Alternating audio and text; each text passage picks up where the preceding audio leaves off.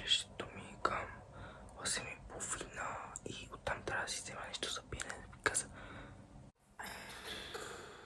жаден съм, умирам за жажда от сутринта и си взема нещо малко за ядене. Исках да сме официални, така че сме с дрес-код. Така че ще ви видя или на площада, или докато си гоня рейса.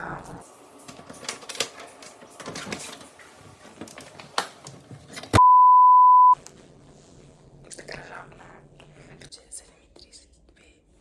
Хората от групата ми пишат, че вече тръгват, аз още не съм тръгнал, така че трябва да се боя да тръгвам. Окей, това е крайния резултат, хора. Така че ще се видим на площада. Чао! Хора, вече съм на площада и както си знаех, закъснях. И няма да мога да мина през площада, защото бърза и реално днеска е важно и ще ми правят някакви проблеми, ако закъсня. За това ще трябва да побързам, защото вече съм някакво на 5 минути в училище. Целият съм върва. Хора, вече пристигнахме в училище. Здравейте, в твоята стая как?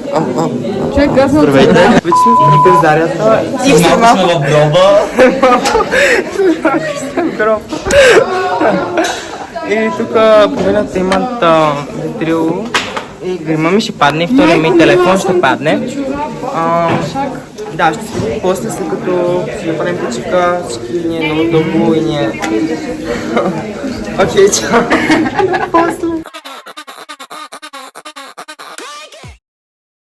Хора, отиваме на почивка, Войс Кракопа.